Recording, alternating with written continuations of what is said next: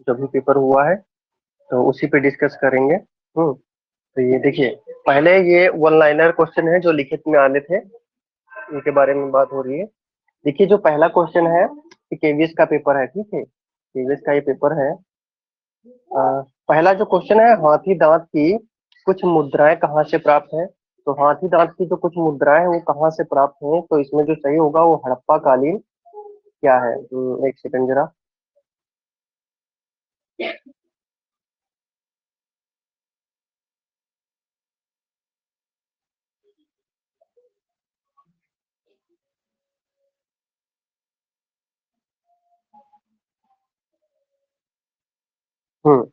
इसमें जो हड़प्पा कालीन लोथल है तो ये लोथल सही होगा।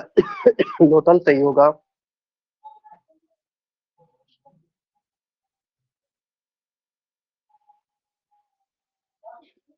लोथल सही होगा, क्योंकि लोथल से कुछ मुद्राएं जो मिली है वो हाथी दांत की है। सैंधव सभ्यता के लोथल गुजरात से जो कुछ मुद्राएं मिली है वो हाथी दांत की भी मुद्राएं प्राप्त हुई है, इसलिए ये लोथल सही होगा। चलिए अगला क्वेश्चन देखिए कि पशुपति का संबंध है।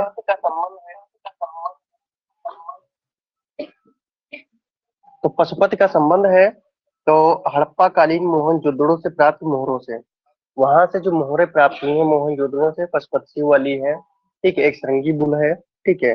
तो जो प्रमुख पशुपति वाली मोहर प्राप्त हुई है तो उसमें जो है पशुपति को दिखाया गया है मध्य भाग में बैठे हुए।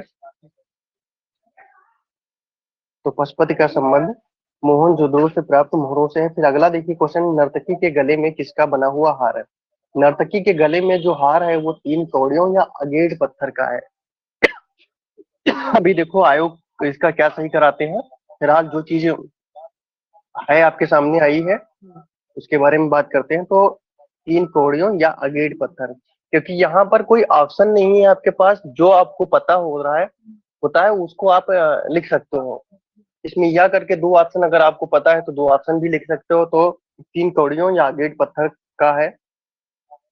अगला क्वेश्चन है, मोहनजोदड़ो से प्राप्त वृषभ प्रतिमा का भाव मुद्रा है। जो मोहनजोदड़ो से प्राप्त वृषभ की प्रतिमा है उसकी भाव मुद्रा कैसी है, ये आक्रामक भाव मुद्रा। ये टेस्ट पेपर में हमने उस दिन दिया था आपको क्वेश्चन कि वहां से वृषभ की प्रतिमा की भाव मुद्रा क्या है, तो आक्रामक मुद्रा है इसकी।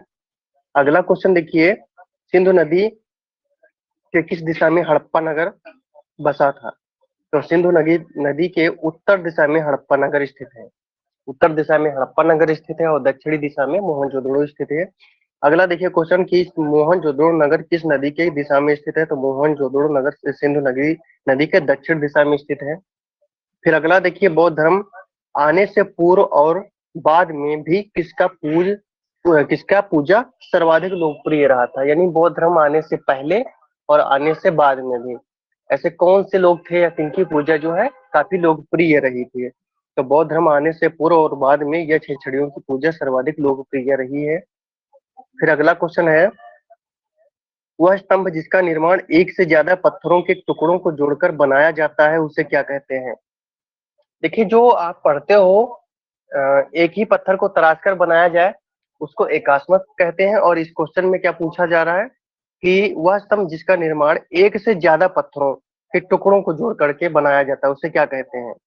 तो वह स्तंभ जिसका निर्माण एक से ज्यादा पत्थरों को जोड़ करके बनाया जाता है उन्हें परबंधी स्तंभ यानी सेक्शनल पिलर कहते हैं।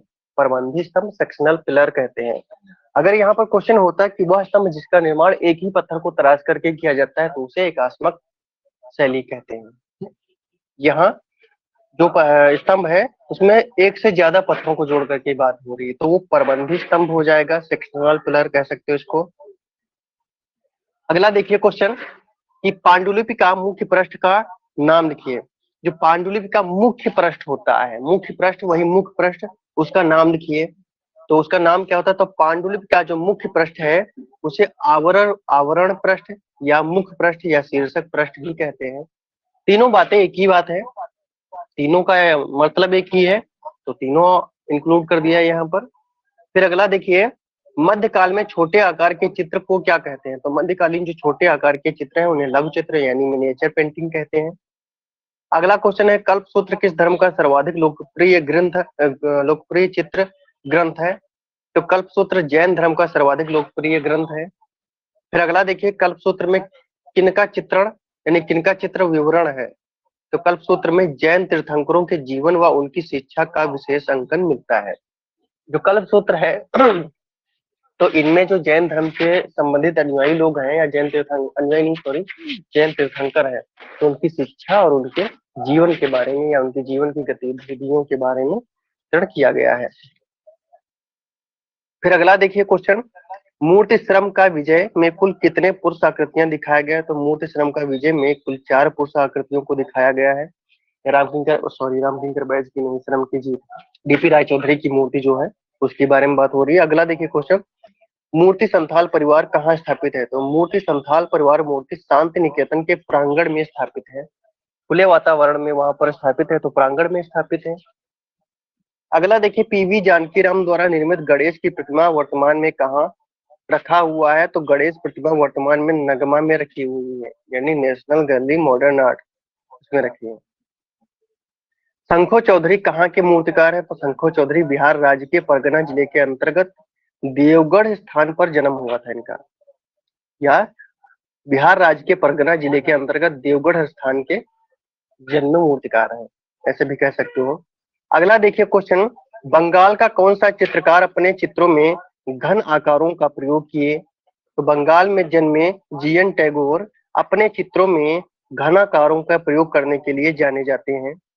फिर अगला क्वेश्चन है, अवनींद्रनाथ टैगोर द्वारा चित्रित यात्रा का अंत चित्र में ऊंट को किस मुद्रा में दिखाया गया है। तो यात्रा का जो अंत चित्र है उसमें ऊंट को मार्मिक अवस्था में दिखाया गया है, वो काफी थका हुआ है, और थका हुआ है तो वो उसका जो अगला है फेस यानी मुंह का जो गर्दन का हिस्सा वो नीचे गिरा हुआ है, और पीछे का जो हिस्सा है वो पूरी तरह से नहीं गिरा हुआ है। तो ऐसे क्या होता है कि एक लाचार इंसान या लाचार पशु जो काफी थक करके गिर गया हो या गिरने की अवस्था या मुद्रा में हो, तो वह एक मार्मिक अवस्था में है। कला भवन शांति निकेतन की स्थापना कब हुआ।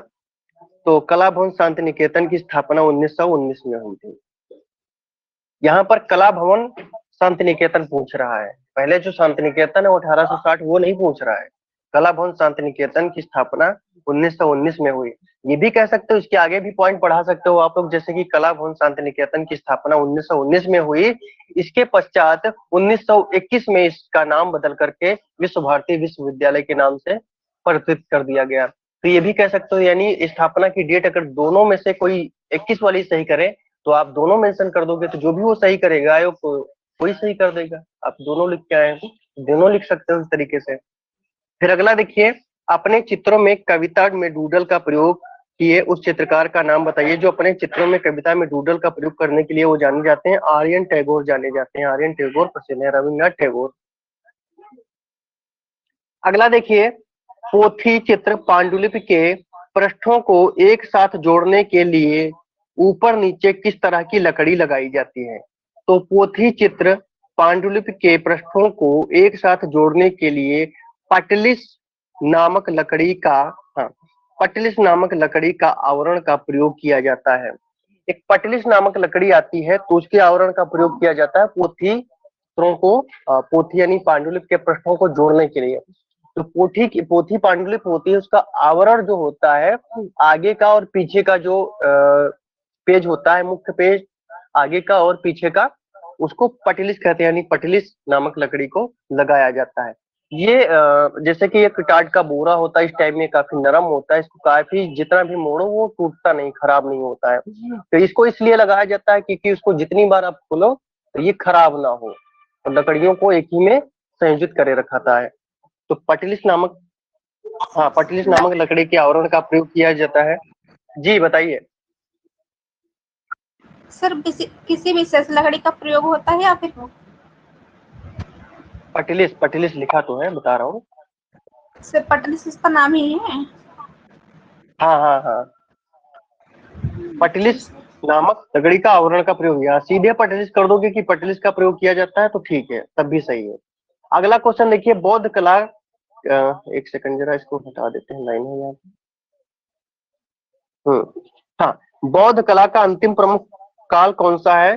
तो बौद्ध कला का अंतिम प्रमुख काल पाल काल को माना जाता है, क्योंकि बौद्ध धर्म से संबंधित जो गुफाएं चली, गुफाओं में चित्रकारी, आप भित्ति चित्रकारी देखते हो, उसके बाद वही चित्रकारी निकल करके, एलोरा से निकल करके कहाँ पहुंच जाती है, पाल शैलियों में पहुंच जाती है बौद्ध धर्म की। अब जब पाल शैलियों में देखते हो, पाल शैली का पतन होने के पश्चात कोई भी बौद्ध धर्म से विशेष रूप से शैली का प्रयोग नहीं हुआ है। तो बौद्ध काल का जो अंतिम काल माना जाता है वो पाल काल माना जाता है। अगला क्वेश्चन है कि पाल कला किन किन देशों में प्रसार हुआ, पाल कला का किन किन देशों में प्रसार हुआ। देखिए यहाँ पर बंगाल, बिहार, नेपाल नहीं कर सकते हो, सिर्फ बंगाल, बिहार, भारत में, नेपाल तो ठीक है, कर दिया आपने। यहाँ पर किन किन देशों की बात पूछी जा रही है, तो पाल कला का प्रसार बंगाल, भारत, यानी हमने बंगाल ऐड कर दिया तो भारत का देश हो गया, मतलब भारत देश का बंगाल हो गया जो मुख्य केंद्र हो गया, ठीक है। तो बंगाल डैश करके हमने भारत भी लिख दिया है, फिर बंगाल, भारत, फिर उसके बाद क्या है, नेपाल हो जाएगा, तिब्बत हो जाएगा, बांग्लादेश हो जाएगा और म्यांमार हो जाएगा। तो पाल कला का प्रसार कहाँ कहाँ हुआ, किन किन देशों की बात हो रही है, तो यहाँ पर देशों का नाम लिखा हुआ है, बंगाल, भारत और नेपाल, तिब्बत, बांग्लादेश और म्यांमार में हुआ। श्रीलंका में भी हुआ है, उसको भी ऐड कर सकते हो, लेकिन विशेष रूप से श्रीलंका में नहीं हुआ है। ये जो पाल कला की बात हो रही है, ये बंगाल, भारत और नेपाल, बिहार, तिब्बत, बांग्लादेश और म्यांमार, इतने देशों का नाम आप ऐड कर सकते हो। अगला देखिए, 8000 पंक्तियों में लिखी हुई पालकालीन पांडुलिपि ग्रंथ का नाम लिखिए। तो 8000 लिखी हुई, 8000 पंक्तियों में लिखी हुई पालकालीन पांडुलिपि ग्रंथ का नाम लिखिए। हमने आपको एक ग्रंथ पढ़ाया अष्टसहस्रिका प्रज्ञा पारमिता पालशैली का, उसमें ये बताया कि इसमें 8000 श्लोकों का वर्णन मिलता है। तो वहां पर जो पॉइंट लिखा हुआ 8000 श्लोकों का वर्णन मिलता है, और उसी चीज को यहाँ पर इन्होंने पूछा है। इनका पूछने का तरीका थोड़ा सा दूसरा है कि 8000 पंक्तियों में लिखी हुई पालकालीन पांडुलिपि ग्रंथ का नाम लिखिए। तो अष्टसहस्रिका प्रज्ञा पारमिता 8000 पंक्तियों, ब्रैकेट में क्या है, श्लोकों भी कर दिया है, में लिखा हुआ पालकालीन प्रमुख ग्रंथ माना जाता है। अगला क्वेश्चन देखिए, हुसैन द्वारा चित्रित मदर टेरेसा चित्र का संयोजन कितने भागों में है।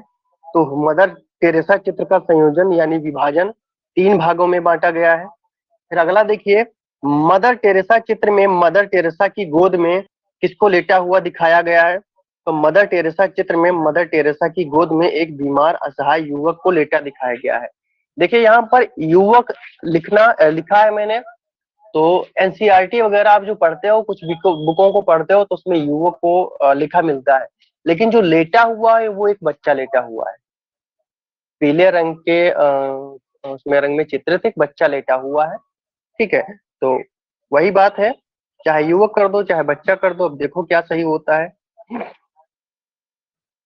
अगला देखिए, हुसैन ने मदर टेरेसा चित्र को कब बनाया। तो मदर टेरेसा चित्र को 80 के दशक लगभग 1989 के समय में बनाया। हमने मदर टेरेसा का समय आप लोगों को कितना बताया, 1989 बताया। दशक की बात करें तो 80 के दशक में। यहाँ पर दोनों बातों को हमने लिख दिया है कि मदर टेरेसा चित्र को 80 के दशक में लगभग 1989 के समय में बनाया है। दोनों चीजों को मेंशन कर दिया है, कोई एक सही होगा तो जो भी सही होगा वो सही हो जाएगा। फिर अगला देखिए क्वेश्चन, मदर टेरेसा चित्र में मदर टेरेसा की को किस रंग के वस्त्र में दिखाया गया है। तो मदर टेरेसा चित्र में मदर टेरेसा को नीले रंग की हाशिए वाली सफेद वस्त्र में दिखाया गया है, नीले रंग के हाशिए वाले सफेद वस्त्र में दिखाया गया है। अगला देखिए, मेवाड़ शैली का विकास किस राजा के समय में हुआ। तो मेवाड़ शैली का विकास महाराजा जगत सिंह के समय में हुआ है, वो बताया हमने आप लोगों से, क्वेश्चन भी पूछा है हमने आप लोगों से।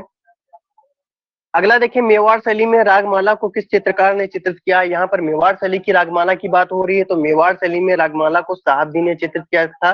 कब से कब तक, 1648 से 1650 के मध्य। इसकी 1628 से 50 की डेट भी मिलती है, लेकिन आप 1648 से 50 ही करेंगे। तो 1648 से 50 के मध्य चित्रित किया।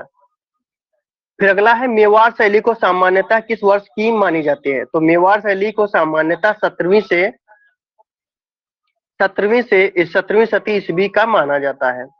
फिर अगला देखिए, मेवाड़ शैली चित्रित रामायण का बालकांड किसने चित्रित किया। तो आपको पता है कि मेवाड़ में जो रामायण का चित्र किसने किया था, मनोहर नामक चित्रकार ने किया था। तो यहाँ पर लिख सकते हो, मेवाड़ शैली में रामायण का बालकांड मनोहर नामक चित्रकार ने चित्रित किया।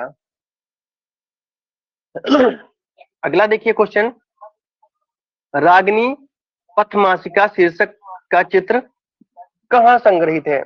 देखिए रागिनी पथमासिका जो चित्र है वो रागिनी पटहंसिका के संदर्भ में इसको पथमासिका कहते हैं। तो ये कहाँ संग्रहित है? तो राष्ट्रीय संग्रहालय नई दिल्ली में संग्रहित है। अगला देखिए, पहाड़ी चित्रकला शैली का पहाड़ी चित्रकला शैली का 17वीं सॉरी क्वेश्चन नहीं बोला मैंने। हाँ, पहाड़ी चित्रकला शैली का काल क्या है? अब यहाँ पर पहाड़ी शैली का समय पूछा है। हम आप लोगों से पूछते हैं शैलियों का समय कि कौन सी शैली कब से कब तक चली, फिर उसका चरमोत्कर्ष काल भी पूछ लेते हैं। फिर उस शैली का मतलब चरमोत्कर्ष काल हुआ तो किस शैली के अंतर्गत हुआ, किस शैली के में माना जाता है उसका चरमोत्कर्ष काल। देखो वही चीजें यहाँ पर पूछी गई हैं।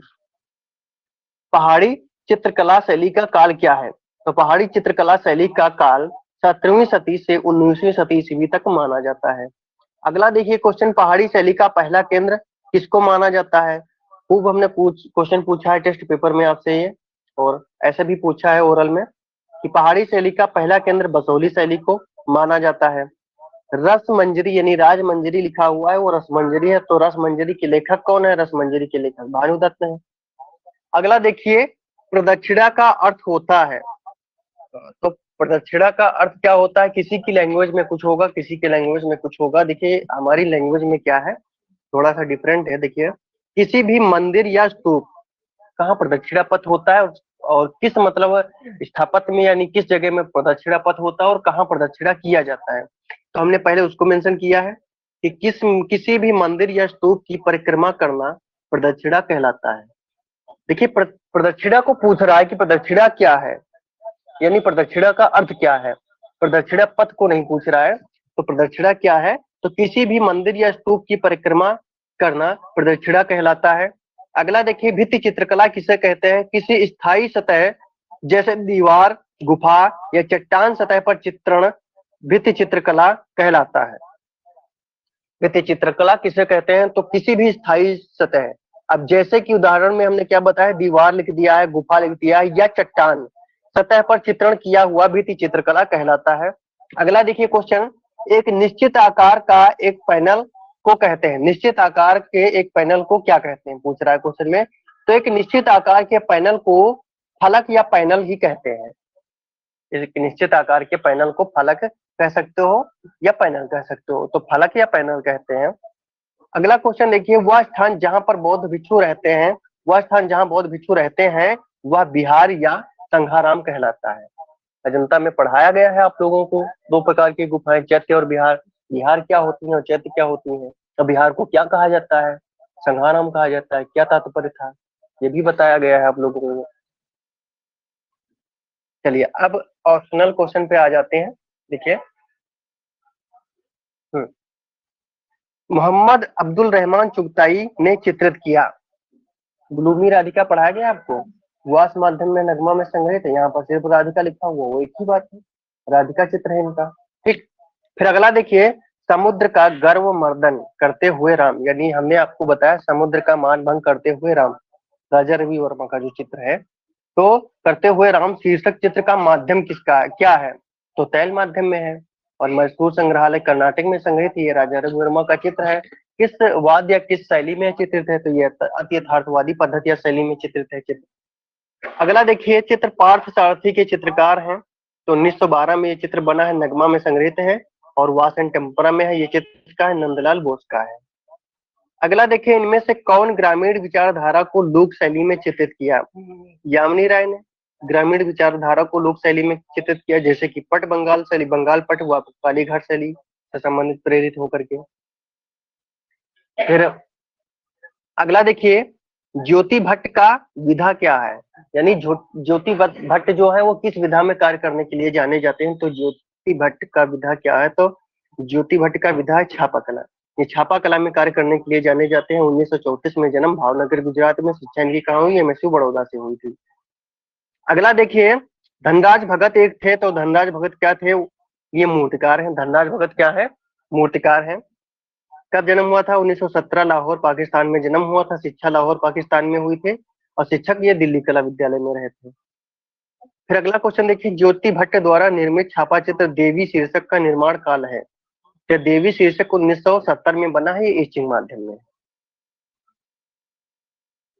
फिर अगला देखिए, भारतीय कला में शंकु चौधरी किस विधा के लिए जाने जाते हैं? तो शंकु चौधरी मूर्तिकार के रूप में जाने जाते हैं। 1916 बिहार में जन्मे हैं ये। अगला देखिए, छापा चित्र शीर्षक बच्चे किसकी कृति है? यानी बच्चे जो चित्र है वो किसका है? ये सोमनाथ होरे का चित्र है। कलर एचिंग में है, 1958 का ये चित्र है। फिर अगला देखिए, इनमें से कौन महिला मुख के चित्रकार हैं? हमने आपको बताया था और टेस्ट पेपर में भी दिया था, वुमेन फेस। तो वुमेन फेस किसका चित्र है? रविन्द्रनाथ टैगोर का चित्र है ये। चित्र मदर टेरेसा के चित्रकार हैं, यही अभी उसमें पूछा था लॉन्ग में, और यही इसमें पूछा है, लिखित में पूछा था, ये इसमें ऑप्शनल में पूछ लिया। तो मदर टेरेसा चित्र के में हुसैन है चित्रकार, और 1988 या 89 के लगभग बना हुआ है चित्र, एक्रेलिक माध्यम में है ये। पीवी जानकीराम द्वारा निर्मित गणेश प्रतिमा का माध्यम है, तो ये तांबा माध्यम में निर्मित है, 1970 की ये प्रतिमा है। एम.एफ. हुसैन किस कला समूह से जुड़े थे? सभी को पता होगा, हमने बताया है आप लोगों को कि पैक कला ग्रुप, प्रोग्रेसिव आर्टिस्ट ग्रुप से जुड़े हुए हैं। भारतीय राष्ट्रीय ध्वज के विकास के क्रम में मध्यवर्ती समय क्या था? तो मध्यवर्ती समय 1921।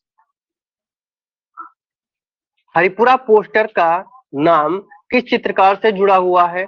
तो हरिपुरा पोस्टर का नाम नंदलाल बोस से जुड़ा हुआ है। इन्होंने 1938 में चित्रित था, पोस्टर चित्र बनाए थे, टेम्परा माध्यम में बनाया था। ये चित्र नगमा में संग्रहित है। विषय क्या था इनका? ग्राम्य जीवन विषय था।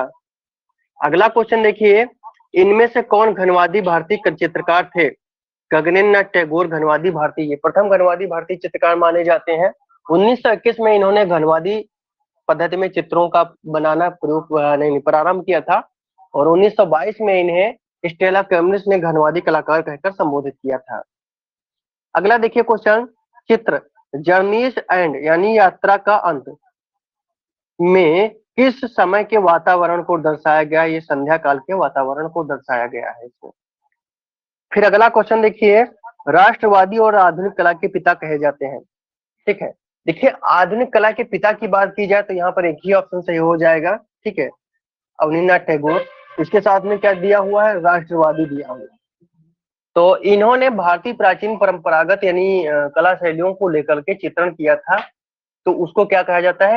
यानी भारतीय क्या हो गया? यानी राष्ट्रीय। ठीक है, यानी राष्ट्रीय चीजों को, यानी भारतीय, सॉरी राष्ट्रीय नहीं, यानी भारत की परंपरा को लेकर के पुनः चित्रण किया था इन्होंने। तो वो क्या था? ये भारत की परंपरा थी, तो भारत की कला या संस्कृति को लेकर के पुनः चित्रण करना, उसको क्या है, इसीलिए इनको कह दिया गया है राष्ट्रीय और आधुनिक कला के पिता कहे जाते हैं, तो अवनीन्द्रनाथ टैगोर। फिर अगला क्वेश्चन है, बंगाल स्कूल ऑफ आर्ट का विकास किसने किया था? तो बंगाल स्कूल ऑफ आर्ट का विकास किसने किया था? E.V. हैवल और अवनीन्द्रनाथ टैगोर, दोनों व्यक्तियों का नाम है, जुड़ा हुआ है, और दोनों व्यक्तियों का नाम योगदान था, और दोनों व्यक्तियों का नाम है कि ऑप्शन में। अगला देखिए क्वेश्चन, भारत का प्रथम राष्ट्रवादी कला विद्यालय कला भवन की स्थापना हुई। अब देखिए, भारत का प्रथम राष्ट्रवादी कला विद्यालय, तो राष्ट्रवादी कला विद्यालय 1919 में शांति निकेतन माना जाता है। अगला देखिए क्वेश्चन, एलिफेंटा की गुफाएं किसके समकालीन है? एलोरा के समकालीन है एलिफेंटा की गुफाएं। अजंता गुफा संख्या 1 में चित्रित बोधिसत्व चित्र में बुद्ध को शरीर की आकृति के कितनी भागों में मुड़ी हुई है? बुद्ध की शरीर की आकृति को कितनी भागों में मुड़ी है? तो ये त्रिभंगी अवस्था में है, तो ये 3 भागों में मुड़ी हुई है। अगला देखिए क्वेश्चन, बादामी के शिलालेख से प्राप्त गुफा संख्या 4 किसकी प्रतिमा को समर्पित है? बादामी के शिलालेख से प्राप्त गुफा संख्या 4 किसकी प्रतिमा को समर्पित है? देखिए, ब्रह्मा का भी वहां पर जिक्र नहीं है, शिव का भी नहीं है, कृष्ण का भी नहीं है, इसीलिए विष्णु सही करोगे, विष्णु सही हो सकता है। फिर अगला देखिए, गर्भगृह का संबंध है, तो गर्भगृह का है, गर्भगृह में मुख्य मूर्ति की स्थापना होती है, प्रमुख मूर्ति ये कहाँ होता है? ये मंदिर में होता है। नागर शैली, नगर लिखा हुआ है, नागर शैली मंदिर बाहरी संरचना के आधार पर इनमें से मध्य का हिस्सा क्या है? तो शिखर है। फिर अगला देखिए, कागज के पतले पत्तों को चिपकाकर बनाया गया, इसे क्या कहते हैं? आप लोग पढ़े हुए हो मुगल शैली में बसली, कागज की विभिन्न परतों को एक ही में चिपका करके, ये तकनीक पढ़ा है आप लोगों ने, तो बसली कहा जाता है इस तकनीक को। फिर अगला देखिए, लघु चित्र का चित्रकार मनोहर किस शैली से जुड़ा हुआ है? मेवाड़ शैली। अभी पूछा गया है मनोहर का, भी लिखित में पूछा गया था कि रामायण को मेवाड़ शैली में रामायण का बालकांड किसने चित्रित किया था, और उसी से संबंधित यहाँ क्वेश्चन पूछ लिया। तो मनोहर कहाँ है? मेवाड़ शैली से है। चित्र झूले पर कृष्ण की शैली है बीकानेर में। अगला देखिए क्वेश्चन, राजा संसार चंद किस पहाड़ी शैली को संरक्षित किए? कांगड़ा शैली। आलियोग्राफी से छपे गए धार्मिक कैलेंडर के चित्रकार थे तो राजा रवि वर्मा। बौद्ध और जैन धर्म की शुरुआत हुई बौद्ध और जैन धर्म की शुरुआत गंगा की घाटी से हुई।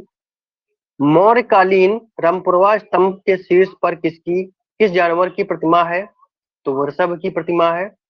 मौर्यकालीन पीतल खोड़ा की गुफा है, कहाँ है? तो महाराष्ट्र में है।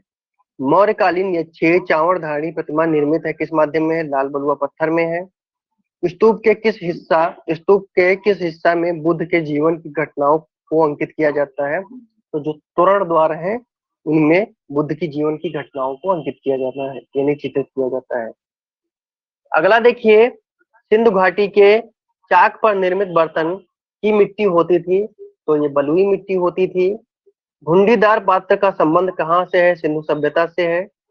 फिर अगला देखिए, सिंधु घाटी सभ्यता का कुछ कला वस्तु राखी गढ़ी से प्राप्त है और वह वर्तमान में किस प्रदेश में स्थित है? यानी वर्तमान में यह किस प्रदेश में यह स्थान है? तो हरियाणा के हिसार जिले में है राखी गढ़ी। निम्नलिखित में से सांची स्तूप निकट है, किसके निकट है? सांची स्तूप भोपाल के निकट है। लोमस ऋषि का संबंध है, रोमस ऋषि गुफा का संबंध है तो मौर्यकालीन ये गुफाएं हैं। अजंता की प्रथम चरण में बनी गुफा कौन सी है? तो अजंता की प्रथम चरण यानी पहली गुफा कौन सी है? तो गुफा संख्या 10 बनी है सबसे पहले। अब यहाँ 10 ऑप्शन में नहीं है तो उसके बाद कौन सी है? गुफा संख्या 9 सही हो जाएगा, क्योंकि ईसा के जन्म के 200 वर्ष पहले गुफा संख्या 10 का निर्माण हुआ। ईसा के जन्म से 100 वर्ष पहले गुफा संख्या 9 का निर्माण हुआ। तो 10 पहले बनी, अब 10 है नहीं ऑप्शन में तो 9 है। अभी यहाँ पर 10 होता ऑप्शन में तो आप 10 सही करते हैं, 9 नहीं सही करते हैं। अगर वो नहीं है तो आप गुफा संख्या 9 सही करेंगे। अगला देखिए क्वेश्चन, अजंता के किस गुफा संख्या में छदंत जातक की कथा को विस्तार पूर्वक चित्रित किया गया है? तो गुफा संख्या 10 में छदंत जातक चित्र पढ़ते हो आप लोग। इनमें से कौन सी गुफा जनता से 100 किलोमीटर की दूरी पर स्थित है? एलोरा की। अगला देखिए, एलोरा की बौद्ध गुफाएं सर्वाधिक मंजिला है, तो बौद्ध गुफाएं सर्वाधिक जो मंजिला है वो 3 मंजिला है। फिर अगला देखिए क्वेश्चन, स्थापत्य मूर्तिकला एवं चित्रकला को देखा जा सकता है। ऐसी कौन सी गुफा है जिसमें स्थापत्य कला, मूर्तिकला और चित्रकला को भी देखा जा सकता है, और जिनमें से सबसे श्रेष्ठ कौन सी है? चित्रकला है, तो अजंता गुफा। अगला देखिए, निम्नलिखित में से कौन स्तूप का हिस्सा नहीं है? तो गर्भगृह मंदिर का हिस्सा है, छत्रक और हर्मिका और प्रदक्षिणा पथ, ये क्या है? ये स्तूप का हिस्सा है। प्रदक्षिणा पथ भी मंदिर में बना होता है, लेकिन मतलब जो है गर्भगृह भी मंदिर में बना होता है, लेकिन ये स्तूप में भी बना होता है और गर्भगृह जो स्तूप में नहीं होता, इसलिए इसको बिल्कुल अलग कर लेंगे। ठीक है। बुद्ध को किस शैली प्रतिमा में मानव रूप में दिखाया गया है? अब देखिए, किस शैली प्रतिमा रूप में मानव रूप में दिखाया गया है? तो मथुरा शैली में मानव रूप में चित्रित किया गया है। अगला देखिए, यूनानी शैली की बुद्ध प्रतिमा पाई गई है, तो गांधार से पाई गई यूनानी शैली की बुद्ध प्रतिमा। एक लिंग शिव की प्रतिमा प्राप्त है, तो देखिए एक लिंग शिव की प्रतिमा। अब इसमें देखिए आयोग वाला क्या सही करेगा, तो इसमें सही हम मथुरा कर देंगे। बाकी ये जो कालीबंगा और लोथल यहाँ से भी प्राप्त है। तो भारत में प्रारंभिक चरण की जो एक लिंग शिव की प्रतिमा प्राप्त हुई है वो लोथल और कालीबंगा से कुछ मोहरें प्राप्त हुई हैं। तो उन मोहरों पर जो शिव की मुखाकृत यानी शिव की जो प्रतिमा यानी शिव का जो रूप अंकन किया गया है उसमें एक लिंगी शिव का भी अंकन किया गया है। तो ऐसी कुछ मोहरें हैं जो लोथल और कालीबंगा से प्राप्त हुई हैं, जिनमें एक लिंगी शिव की मुखाकृति अंकित है। अब इसमें मथुरा से भी मूर्ति मिली है।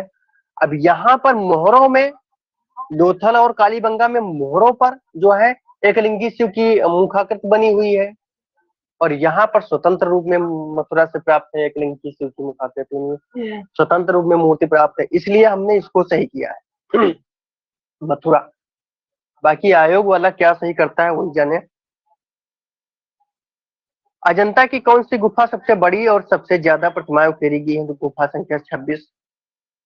मूर्ति ट्रम्प ऑफ लेबर यानी श्रम का विजय चेन्नई के मरीना तट पर कब स्थापित हुई? तो 1959। हमने दोनों मूर्तियां आपको बताई हैं। श्रम की विजय मूर्ति है 1954 वाली, ये कहाँ है? National gallery of modern art, नई दिल्ली। और जो उसकी प्रतिकृति है ये 1959 में मरीना बीच चेन्नई में स्थापित है। पूछता है अगर आपसे कि स्वयं की विजय मूर्ति कहाँ संग्रहित है, तो नगमा। अगर ऑप्शन में दोनों है एनजीएम है और मरीना बीच चेन्नई, तो नगमा ही सही होगा। और वैसे तो कोई एक है। अगर डेट देकर के पूछता है कि 1959 में निर्मित श्रम की विजय मूर्ति कहाँ स्थापित है, तो मरीना बीच चेन्नई। अब देखो यहाँ पर पूछा ही है, तो मूर्ति टेम्प ऑफ लेबर यानी श्रम का विजय चेन्नई के मरीना बीच तट पर कब स्थापित हुई थी? तो ये यहाँ 1959 में स्थापित हुई थी। सिंधु घाटी नदी के उत्तर दिशा, हाँ उत्तर दिशा में कौन सा नगर बसा था? तो हड़प्पा। अगला देखिए, वर्तमान में सिंधु घाटी सभ्यता के नगर भारत में है। भारत में कौन है? लोथल भी है, धौलावीरा भी है, रोपड़ भी है। हड़प्पा कहाँ है? पाकिस्तान में है, तो ये नहीं है। सिंधु घाटी सभ्यता का समय है 2500 से 1500 ईसा पूर्व। फिर अगला देखिए, योगी की मूर्ति मोहनजोदड़ो, जो योगी की मूर्ति प्राप्त है कहाँ से प्राप्त है? मोहनजोदड़ो। चूना पत्थर से निर्मित, चूना पत्थर को अन्य नाम से भी जानते हैं, सिलखड़ी पत्थर कह देंगे हम लोग, तो सिलखड़ी पत्थर। अगला देखिए, लक्ष्मण मंदिर खजुराहो का कब बनवाया गया? फिर 954 ईस्वी में। निम्नलिखित मंदिरों में से कौन उच्च उभरा हुआ पैनल मंदिर है? तो गंगा अवतरण मंदिर उच्च उभरा हुआ पैनल मंदिर माना जाता है। कांस्य से निर्मित नटराज प्रतिमा का काल है? तो कांस्य से निर्मित नटराज प्रतिमा का काल जो है वो चोल काल में बनी हुई नटराज प्रतिमा। फिर अगला देखिए, यहाँ पर थोड़ा सा बात कर लेते हैं इस क्वेश्चन पे। जो कांस्य निर्मित नटराज की प्रतिमा का निर्मित काल है वो चोल काल। अब कांस्य निर्मित नटराज की प्रतिमा का जो पहले प्रारंभिक चरण वो देखा जाता है वो हमें पल्लव काल में देखा जाता है। तो पल्लव काल के प्रारंभिक चरण में कांसे में नटराज की प्रतिमाएं कुछ बनी है और फिर उन्हीं प्रतिमाओं को लेकर के चोल काल में विकास हुआ है। तो जो कांस्य निर्मित नटराज की प्रतिमा है तो वो श्रेष्ठ प्रतिमा चोल कालीन मानी जाती है। अगर पल्लव और चोल दोनों हो और यही क्वेश्चन हो तो चोल ही सही होगा। अगर ऑप्शन में चोल नहीं है तब पल्लव सही कर सकते हो आपको। अगला क्वेश्चन देखिए, बाहुबली गोमतेश्वर मंदिर किस प्रदेश में है? तो कर्नाटक में है। गोमतेश्वर मंदिर किस प्रदेश में है? कर्नाटक में है। कल्पसूत्र में चित्रित महावीर का जन्म चित्र का समय है 15वीं सदी ईस्वी में। देखिए ये जो क्वेश्चन है कि इसके ये 60 क्वेश्चन हो गए और उधर वो लिखित वाले हो गए। लिखित में जो क्वेश्चन थे उनमें जैसे कुछ लोगों ने लिखा होगा, कुछ लोग सिर्फ ऑप्शनल ही लिख लिए होंगे, सीधा ऑप्शनल लिख दिया होगा कि जैसे मदर टेरेसा चित्र के चित्रकार कौन है? एम एफ हुसैन। पूरी वन लाइनर में नहीं लिखा होगा कि मदर टेरेसा चित्र के चित्रकार कौन है, तो मदर टेरेसा चित्र के चित्रकार एम एफ हुसैन है, ऐसे नहीं लिखा होगा, सिर्फ ऑप्शन लिख दिया होगा एम एफ हुसैन। तो इसमें थोड़ा सा ये दिक्कत रहती है कि अगर सिर्फ आप ऑप्शन लिख देंगे तो एक ऑप्शन लिखेंगे, कुछ चीजों के हैं जैसे दो दो ऑप्शन होते हैं, तो इसलिए एक पूरी लाइन लिखो और या तथा या और करके दूसरा जो ऑप्शन याद हो आपको उसको भी आप उसमें शामिल कर दो। तो अगर पहला नहीं सही हुआ दूसरा सही हो रहा है तो दोनों ऑप्शन लिख तो दिए हैं आपने, तो उसका ये फायदा है। तो दोनों ऑप्शन लिख के आइए और पूरी एक लाइन में लिख के आइए। तो ये पेपर हुआ था, ये हाल ही में पेपर हुआ है। देखिए ये पूरा बेसिक का पेपर है, ठीक है, बहुत अच्छा पेपर आया हुआ है। अगर आपका पूरा बेसिक तैयार होगा, थोड़ा अच्छे से पढ़े होंगे तो पेपर जो भी होगा वो क्वालिफाई हो जाएगा। 3 पेपर हुए, तीनों बहुत अच्छे पेपर आए हुए हैं, इसलिए कोशिश करिए जो टीजीटी की तैयारी कर रहे हो आप लोग तो ऐसे करिए कि निकल जाए।